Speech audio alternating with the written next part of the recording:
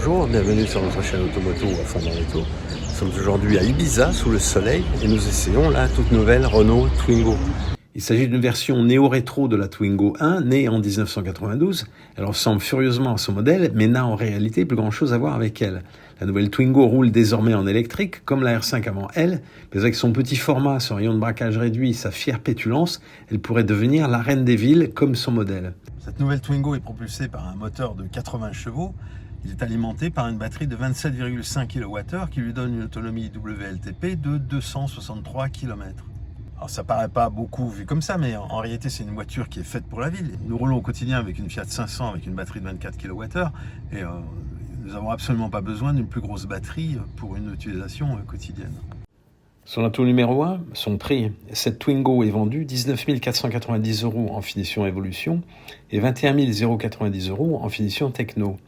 Cette voiture étant fabriquée en Europe, à Novo Mesto en Slovénie, elle est éligible au bonus CEE de 3 620 € et même de 5 740 € pour les revenus les plus modestes. Cela donne donc une voiture à 15 670 € et 13 450 € en finition Evolution, à 17 470 € et 15 350 € en finition Techno. En réalité, il faut compter 500 € de plus car cette Twingo n'est livrée de série qu'avec un chargeur AC de 6,6 kW qui prend 4 heures et 5 minutes pour passer de 10 à 80% de capacité de batterie. C'est bien pour qui recharge exclusivement à domicile, mais il se trouve quand même beaucoup de situations où l'on a besoin de recharger en dehors de chez soi. Il vaut donc mieux prendre le pack Advanced Charge avec le combo CCS qui permet de recharger en DC à 50 kW et en AC à 11 kW. Il faut 2h24 pour reprendre de 10 à 80% d'électricité sur une borne AC de 11 kW, 30 minutes en DC pour passer de 10 à 80%. Donc cette nouvelle Twingo est plus volumineuse. La toute première Twingo mesurait 3,43 m avec un empattement de 2,45 m. Donc cette version mesure 3,79 m avec un empattement de 2,49 m. Il en va de même pour la largeur et la hauteur. La première Twingo mesurait 1,65 m de large pour une hauteur de 1,42 m. La nouvelle Twingo mesure 1,72 m pour une hauteur de 1,49 m. Cette Twingo a gardé son avant plongeant dans le prolongement du pare-brise et affiche ses feux semi-circulaires caractéristiques. On remarque ces faux aérateurs, ces trois éléments qui rappellent ceux de la Twingo. Ces éléments abritent néanmoins l'orifice de remplissage du lave-glace. On remarque sur le bas de la face avant les deux blocs en caoutchouc qui font office de bumpers. Cette voiture est aussi dotée de deux bras d'essuie-glace alors qu'il n'y en avait qu'un sur la Twingo 1. Enfin, on note que les clignotants sont intégrés dans le bas des blocs semi-circulaires des feux avant et trouvent un rappel sur le rétroviseur.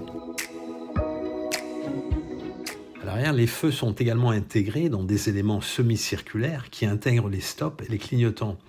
Les blocs des feux sont surmontés d'un petit aileron qui, paraît-il, favorise la fluidité aérodynamique de la voiture.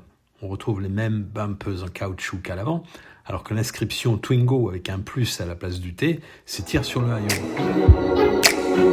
Son antenne requin et ses roues de 18 pouces lui donnent beaucoup de dynamisme. Renault a supprimé les lèche-vitres, toujours pour améliorer l'aérodynamisme, mais a gardé des poignées de portière classiques, autant à l'avant qu'à l'arrière. L'intérieur est assez dépouillé, ce qui paraît logique pour une auto bon marché. Alors on ne trouve plus les grands sièges de la dernière Twingo thermique, mais des unités plus classiques au maintien de bon niveau avec un drap de bonne qualité. On ne trouve pas non plus de vraie console centrale, mais un bloc en plastique avec deux espaces d'accueil et un porte-gobelet. Le tableau de bord est constitué d'un plastique ressemblant au Skirtle de Dacia. Cette planche est habillée côté passager d'un élément plastique de la couleur de la carrosserie imitant le métal avec l'inscription Twingo. On trouve 2 écrans de façon classique. L'instrumentation s'affiche sur une unité de 7 pouces qui indique votre consommation en instantané, le pourcentage de batterie et l'autonomie restante. Il vous dessine également une jolie fleur si vous réussissez un bon score en éco-conduite.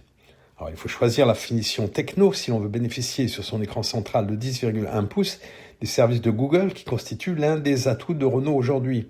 Le dessin se veut jeune, fun. On bénéficie de Google Assistant, de Google Maps, ce qui permet de ne pas brancher son téléphone en Apple CarPlay ou en Android Auto si l'on n'en a pas envie. Cette Renault garde des commandes physiques pour la climatisation avec 3 molettes classiques placées sous l'écran central, juste au-dessus d'un espace de rangement qui permet de déposer la carte de démarrage. Entre les deux, on trouve 2 prises USB-C en même temps que le bouton Power. Les places arrière sont étonnamment spacieuses et surtout permettent de glisser ses pieds sous le siège avant, ce qui n'est pas possible sur la R5. Alors comme sur la toute première Twingo, la banquette coulisse sur 10 cm, cela permet de faire varier le volume de coffre de 260 à 360 litres. On peut baisser le dossier de cette banquette, mais aussi celui du siège du passager avant pour pouvoir charger des objets longs. On note que les vitres arrière s'entr'ouvrent via un mécanisme articulé, comme c'était déjà le cas sur la Twingo 1. Sous le plancher du coffre, on trouve un espace de 50 litres qui permet essentiellement de ranger ses câbles de recharge. Cette nouvelle Twingo est plutôt plaisante à conduire. Comme toutes les voitures électriques, elle est vive au démarrage. Elle bénéficie surtout d'un diamètre de braquage assez court, de 9,87 mètres, ce qui la rend extrêmement maniable en circulation urbaine. Alors dans les petits virages, elle fait sentir ses transferts de masse latéraux. Il est vrai que cette auto n'est pas dotée d'une suspension arrière indépendante, comme la Renault 5, mais de l'essieu arrière semi-rigide du Captur. On dispose de 2 modes de conduite, un mode standard qui s'accompagne d'un mode éco que l'on active via une touche à gauche à côté de la touche My Safety.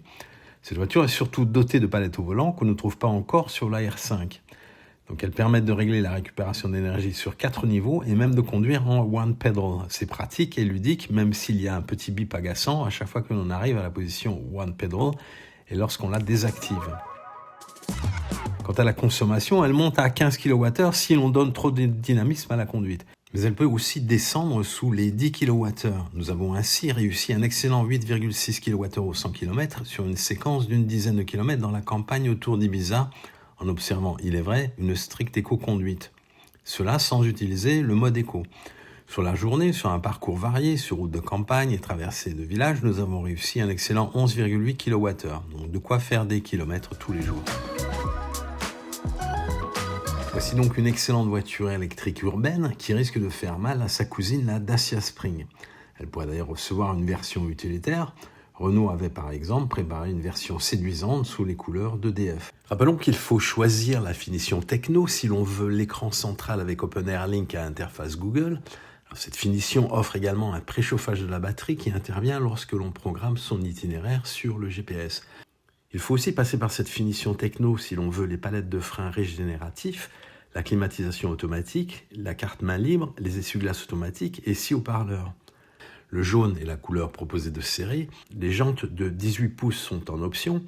On peut également choisir l'option du pack safety avec l'assistant de sortie de marche arrière, le parking main libre et l'alerte de passage de vélo. Enfin, on peut prendre sa voiture en LDD pour 231 € par mois en finition évolution, 255 en finition techno sur 37 mensualités avec un apport de 300 €.